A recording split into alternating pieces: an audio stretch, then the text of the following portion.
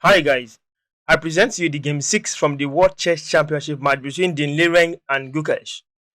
In this game, Din Lireng is playing the white pieces, Gukesh is playing black pieces. Ding went for pawn to d4, knight to f6, bishop to f4, d5. We see the setup for the London system. I used to call this bishop a London bishop after bishop to f4 in the second move. Sometimes it can happen in the third move. Probably knight will be developed first before the bishop. However, this is a standard setup for the London system. So, e3 follows, we have e6. Knight to f3, pawn. Gukesh cancels the center immediately with pawn to c5. It is possible to take the pawn. However, Din Lireng chooses to approach it with pawn to c3. After d6, bishop to b5, check. Knight to c6, blocking the check to the king. We have bishop takes knight, pawn takes. Here we have bishop takes bishop on d6, queen takes, followed by queen to a4. Queen to a4 temporarily pins the pawn to the king with the intention to support this attack with knight move to e5. In this position here, Gukesh castles. So, knight to e5 can be met with bishop move. You get it? So just adding defender to the attacked pawn. In this position here, queen to a3. Queen to a3 helps to pin the pawn to the queen. And with an idea like pawn takes, the queen will be left undefended and queen takes queen. So we did not see this. That's not an obvious good move anyway. It's a bad move. So how did Gukesh approach this with the black pieces? Gukesh went on with knight to e4 first. Here, knight on f to d2 counters the knight here on e4. Gukesh did not take. Instead, he played e5, going to break up the center since this king is still in the center. Knight takes knight, pawn takes on e4. Now, queen takes the pawn. Gukesh went for a counterplay with attacking this particular pawn on g. What to do? Knight moves. This is the Din style. He wants to castle the long side, so he developed the knight, allow Gukesh to capture the pawn so that he can play long side castling, connecting his two rook in this weird way. Well, as a beginner, you will look at it and say this is under attack and the queen can take. You are right. And that's exactly what Gukesh did. He took the pawn on f2. Pawn takes on e5. Rook comes down to this square. You say, what's the purpose of this particular move? Bishop can easily be played and so many other things. Or defending this pawn actually. Well, these are grandmaster's moves and there are little concepts we could derive from their game if we try running them through our own mind, the beginners.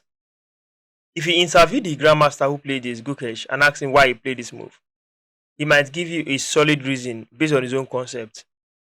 From my own perspective, I was also thinking that there might be a way he would maybe Din Lireng will play this knight out.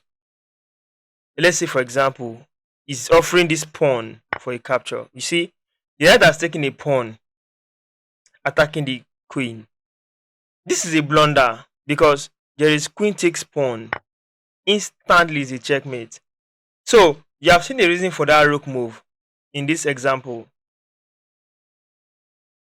In this position here, that mistake can be made by beginners. Even experienced players have fallen into mistakes too in bullet games and fast-paced games.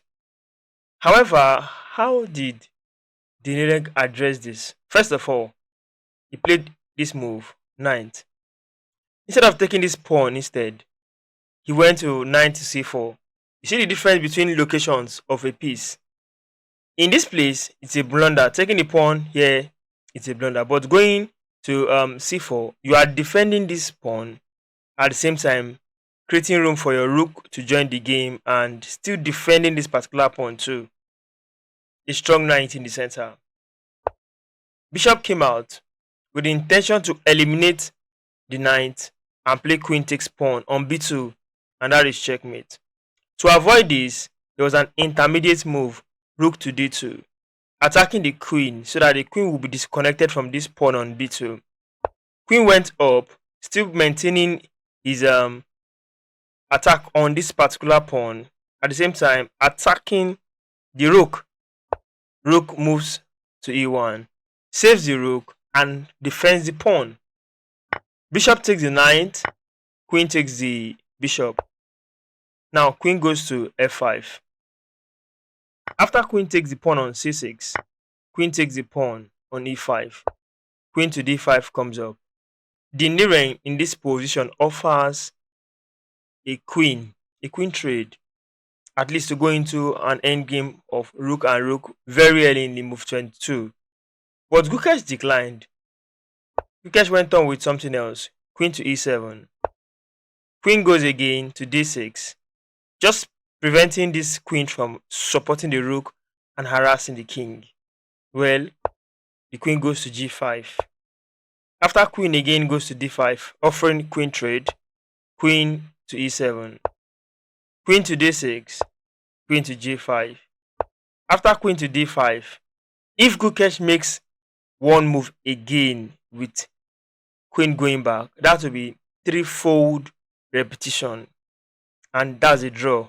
So he decided to change this move by playing queen to h4. Now queen to h4 is I don't know how to put this move, but it's tricky.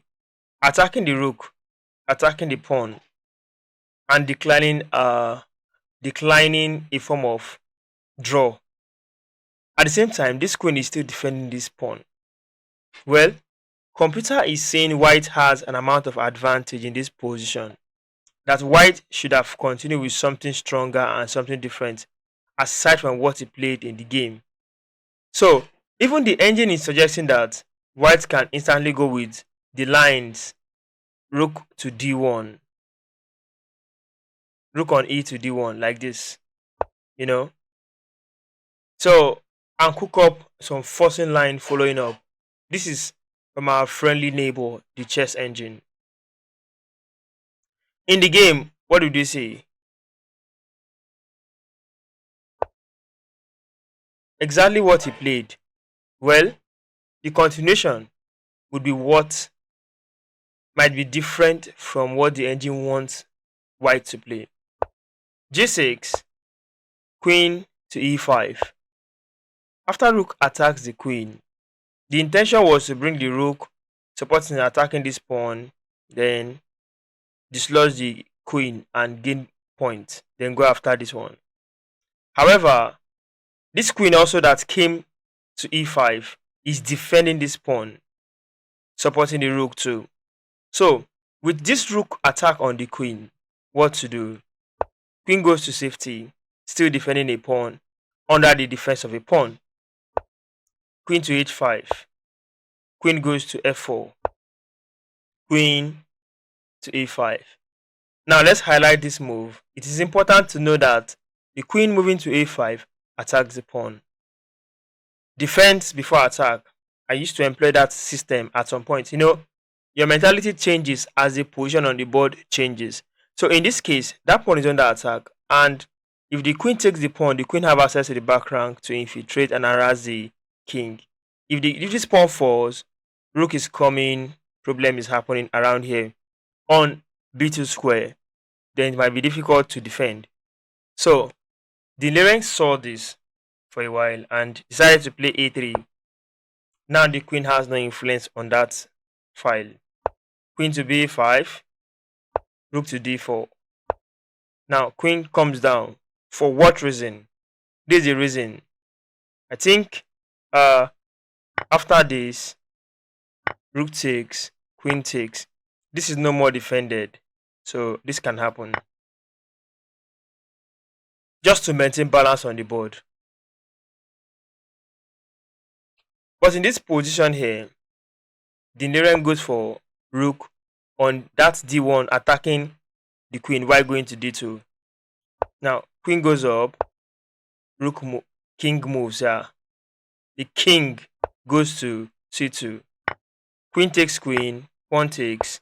We have pawn moving down to f5, cementing this particular pawn here on e4. Wow. h4 comes up, pawn moves to e3, attacking the rook.